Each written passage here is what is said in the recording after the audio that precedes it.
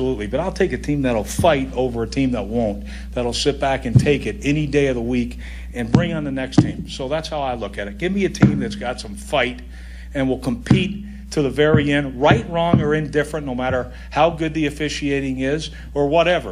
Makes no difference to me. I'll take a team with some competitive fight and some spirit. 17 penalties, ridiculous? Absolutely. 100% is ridiculous. And so you say what you want, but I'll take a team that'll fight. I'm proud of this team, and we'll keep fighting, and eventually we'll find a way to win. Eventually we'll find a way to eliminate penalties. All right, so that's Rex's take after losing to the Giants at home. Now we need your take. Skip, Rex shows emotion every single week, after wins, after losses. Do you like how he handled the postgame in this one? I did not. And as you both know, I picked the Bills to be a wild card team in the AFC.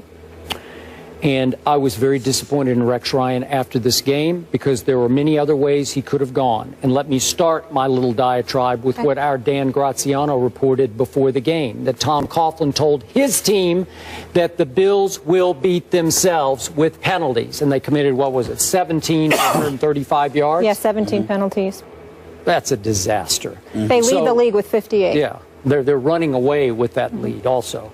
So if Rex had opened up by saying, look, we didn't have LaShawn McCoy, and we didn't have Sammy Watkins, two of our biggest and best playmakers, so we struggled a little bit on offense, I could accept that. If he would then go to the penalties and say, hey, coaching does play some role in the number of penalties that we've committed, but he took no blame at all for the penalties committed when he should have. And then when he talks about, I'll stick with a team that will fight.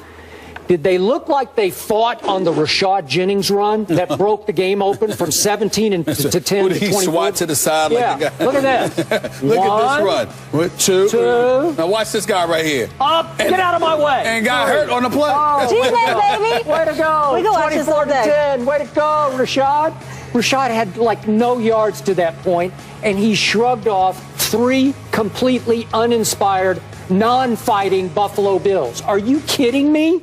They're 17 to 10. They could have stopped him. If the first tackle is made, maybe we're having a different conversation right now.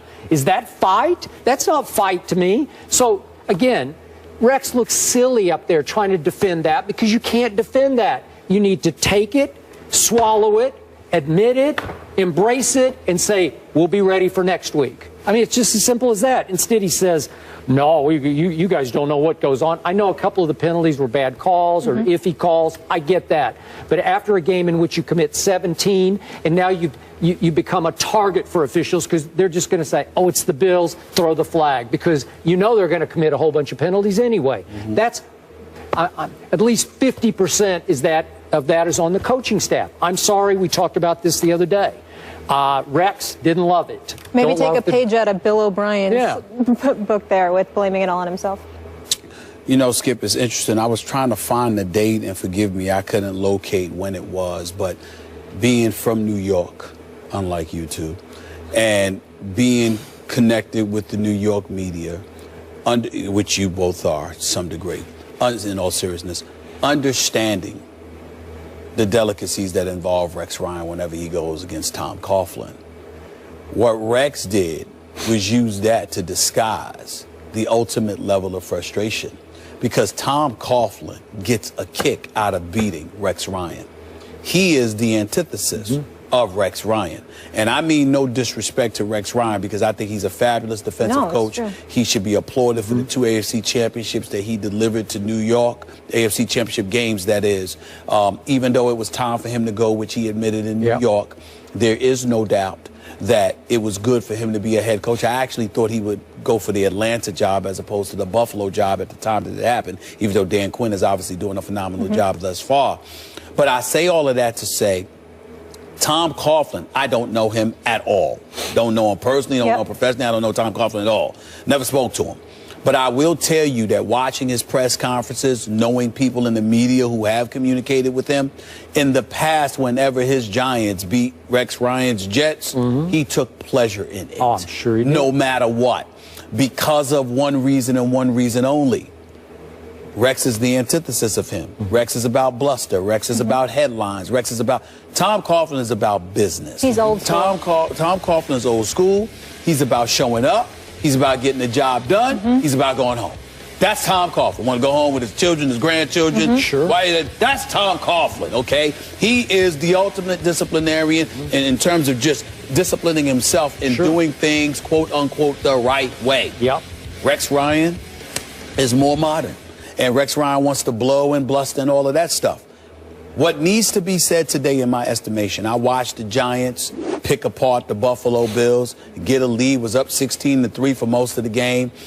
Here's what the reality is that this team is not living up to the expectations Skip Bayless and others have projected about them.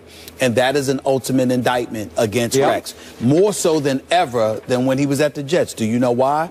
Because Tyrod Taylor has been playing better than any quarterback Rex Ryan has ever had. That's true. And that includes Mark Sanchez. Until yesterday. Well, I'm just saying, until yesterday. So what I'm saying to you is when you take that into account, along with the personnel that you have on your defense, why do you come into these games ill-prepared? You bloviated ad nauseum leading into the New England Patriots, and we had Sports Center up there live with the wonderful matriarch of sports television, as far as I'm concerned, and Hannah Storm. What happens? Y'all get blown out the water for the first three quarters. For the first 3 quarters. Yep. And then yesterday you seem ill-prepared as well. So it's one of those situations where I think Rex was wrong because he was really speaking to his frustration of losing to Tom Coughlin, in my opinion. But I also think that the time has come where we look at Rex Ryan and we say, enough's enough. Win some damn football games. You've got enough talent to do it. They do. We're not interested in your headlines. You're down your 2 biggest playmakers. Understand That's that. fair. That's fair. That's fair. But we don't want to hear about the headlines coming out of Western New York. We want to see W's. Figure it out. You were going against a New York Giants team that don't have all their pieces either. Correct. And you have your defensive pieces. And Rex Ryan's calling card is coaching defense. And now it's only 4 games, not a huge sample size, but your defense is 17th in points allowed and 23rd in yards allowed. That ain't Rex Ryan's defense. To me, that, again, you had to play Tom Brady and he threw for 466. But still, this isn't good enough yet. I'm going to hang in with this team because I still think it's very talented. And if they get the 2 playmakers back, especially LaShawn, that would help a lot. Players do love playing for him. There's never been a question about that. Kevin Durant, meanwhile, has some strong words for our very own Stephen A. Smith.